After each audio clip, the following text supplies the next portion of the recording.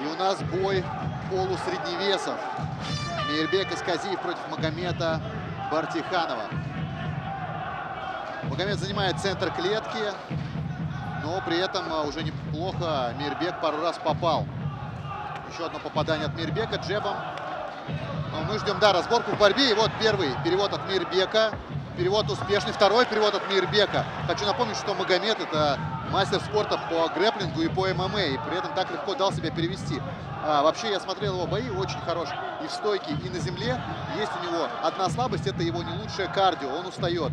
И вот сейчас всех, наверное, удивило, что Мейирбек, он, кстати, чемпион Казахстана по грэпплингу и серебряный призер чемпионата мира по грэпплингу, смог сделать первый перевод даже в количестве 2 штук. Мейирбек сейчас находится сверху, добивает Магомеда. При этом Магомед неплохо выставил рамку ногой и защищается, вяжет руку своему сопернику.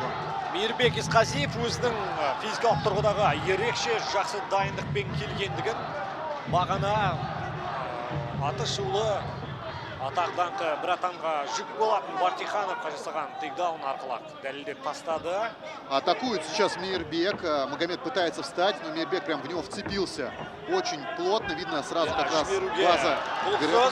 Вот, кстати, Бартиханов, бекерден-бекер спорт шебері емес екендігін. Да, Магомед забирает инициативу. Теперь он сверху. Посмотрим, как будет защищаться Мейирбек. И посмотрим, чей грэпплинг сильнее. Вообще, мне рассказывали про Мейирбека, что это прям такой молодой феномен. И вот хочется посмотреть, потому что это действительно реальная проверка для него сегодня. Шындығында терезесі тең дәрежедегі қарсыластардың айқасы. Бартиханов қазір қарсыластың бір аяғын өз құшағына алуға тырысады. Толқанды иығымен 8 бұрыштың жақтауына жантайып отырған Исказиевті қолайсыз позицияға қарай тартып көреді. Тағы да встает Мейирбек от клетки. Еш қиындықсыз тұрып үлгерді. Бартиханов физикалық тұрғыда әріптесім айтып кеткендей біршама шаршап қалатын бар. Яғни ол бұған дейінгі айқастарында да байқалған. Ал енді Исказиев расымен Магомед стягивает вниз Мейирбека. Да, пока такая прям позиционная борьба двух грэпплеров. Опять же, напомню, что база обоих грэпплинг. Просто Мейирбек в какой-то момент перешел на ММА. Ну, собственно, и Магомед тоже. Магомед просто немножко постарше, на 3 года. Но в целом, да, у нас такая прям борцовская завязка. Минимальное количество ударов и огромное количество борьбы за позицию. Вот прямо сейчас Магомед ее выигрывает, пытается стянуть своего соперника вниз на канвас. А Мейирбек не совсем понимает, что вот из этой позиции делать. Бартиханов қазір Исказиевтің алдындағы өзінің басымдығын осылай еселей түсуде. Әсіресе тіземен қарсыластың бүйір тұсына біздей қадалған өткір соққыларымен Мейирбекті жиі мазалауда. Магомед қандай дегенмен де бұл азаматтың бір ойлағаны бар. Ол әрине қарсыласты осындай уысынан шығармау, басымдықты төрешілер алдында да, жанкүйердің алдында да шегелей түсу. Есеп 3-3. Жалпы ұпай саны бойынша қос команда тең. Қазір енді Исказиев қандай қимылдар жасайды? Тырп ете алмай қалды шындығында. Бәлкім бір күткені бар шығар, жоқ қарымта әдіс жасап көрген болатын. Іштен шалу арқылы Бартихановтың тепе-теңдігін бір тексеріп көрді. Мейирбек әзірге жүзінде ешбір абыржу жоқ, бірақ раундтың аяқталуына 1 минуттай уақыт бар. Позициялық басымдық әзірге Бартихановтың тарапында. Ну и прямо сейчас больше сил, конечно, тратит Мейирбек, так как он в защите, а Магомед свою массу перекладывает на массу соперника и, собственно, давит его. И по окончанию первого раунда, он у нас подходит к концу, всего 50 секунд остается, выигрышей остается Магомед, потому что, опять же, потратил меньше сил и больше напряг своего соперника. Нужно что-то придумать Мейирбеку, потому что, ну, в этой позиции прям ничего не получается. Не знаю, довольно пассивная история. Плюс надо не забывать, что по новым правилам, в принципе, отсюда можно бить часто, когда он придерживается руками, локтем по голове.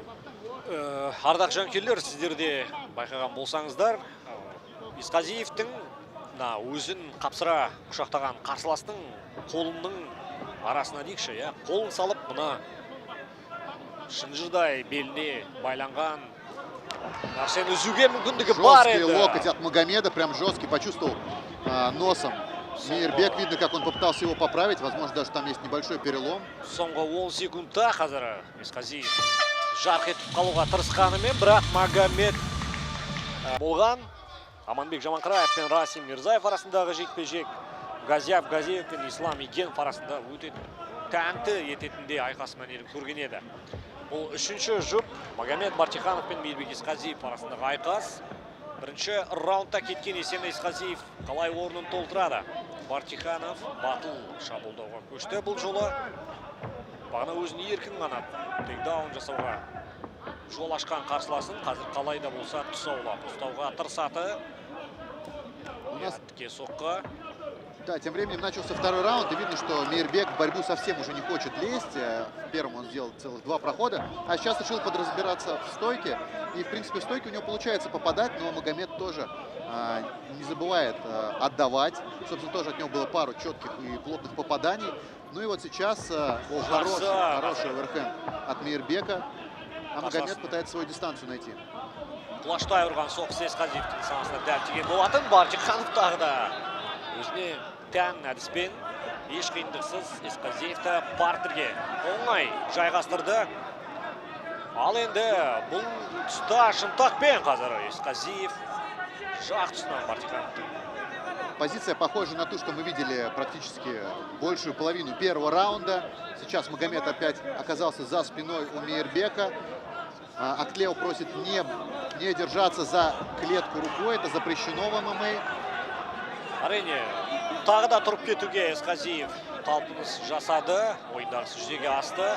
Бірақ енді қолды ішке сал деген осы қарсыластың секунданттардың айтқан ақыл кеңесіне Есқазиев қаншалықты мүмкіндік Неплохая попытка выйти была из захвата, сделал кувырок. Еще одна попытка, не получается пока у Мейербека, и Магомед все еще пытается стянуть соперника на настил. Бартиханов шындығында ешқандай мүмкіндік қалдырып жатқан жоқ. Мүмкіндік бар болса да Есқазиев оны өкінішке орай көре алып жатқан жоқ. Көбінесе назарының барлығы осы тіземен жасалған соққыларға алып кетуде. Мінекей, бір мүмкіндік қылаң берген еді жоқ.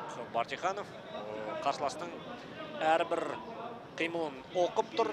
Сондықтан да тағы да тіземен соққы жасап, ұпай санын түгендеп, Есқазиевтің есін жинатпай осы позициядан тіпті шығаруға да құлықсыз.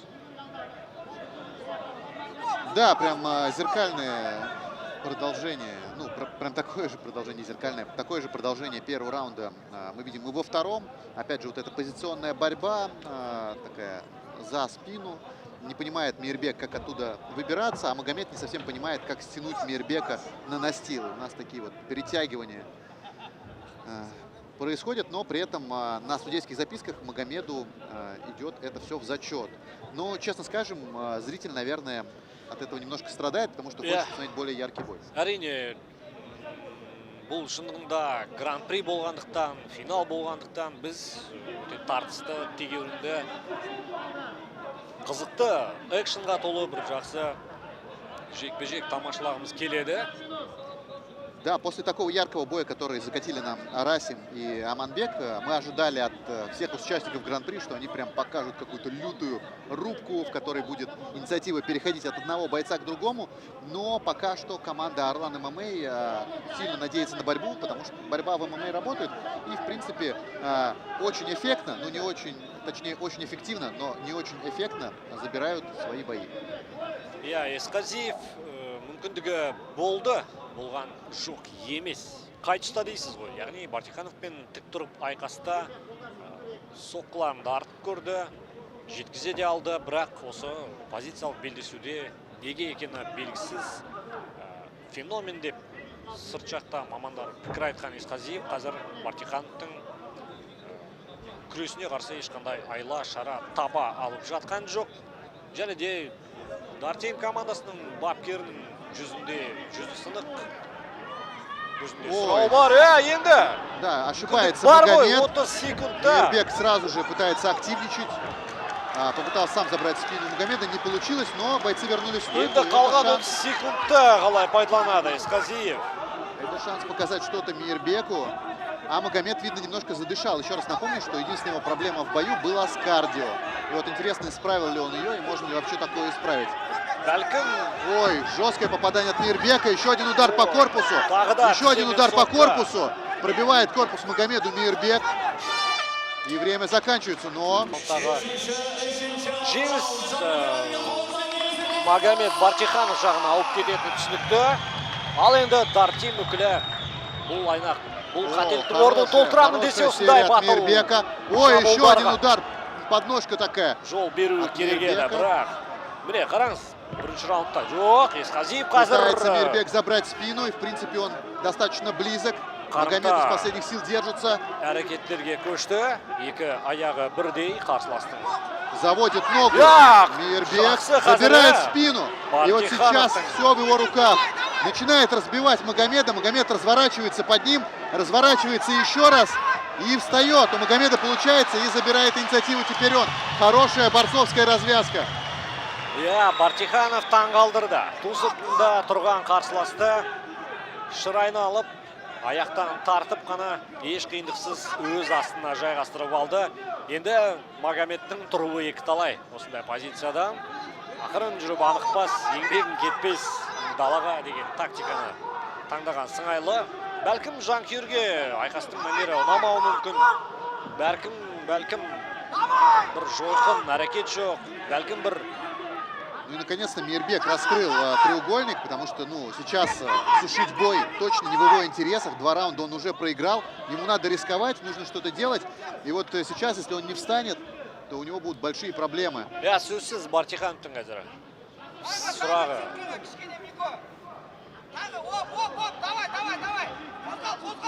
Сейчас Мейрбек находится в своем углу, в углу команды Дартим. И, возможно, отсюда Эдуард сможет его как-то направить, как-то сказать, что нужно сделать, как надо выбираться из вот этого вот бокового захвата Магомеда.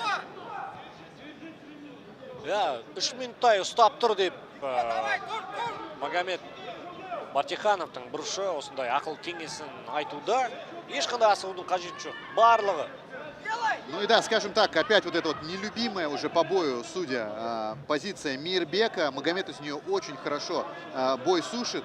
И Мейрбеку отсюда не выбраться совсем. Он не понимает, как это сделать. Хотя вот вроде чего-то получается. И Мейрбек встает. Отлично, смотрим бой в стойке. Есть еще шанс у Мейрбека. Уақыт бар, мүмкіндік бар енді. Осы Нартәуекел ердің ісі деп Есқазиев қандай ерен әрекеттерге барады. Шаршады Бартиханов. Ол да түсінікті. Енді қандай шешуші шабуылдар болады, тағы аяққа ұмтылыс. Магомед снова пытается пройти в ноги. Мейрбек из последних сил защищается, но нет, под себя забрал ногу Магомед Мейрбека. И оказывается, уже он на нем.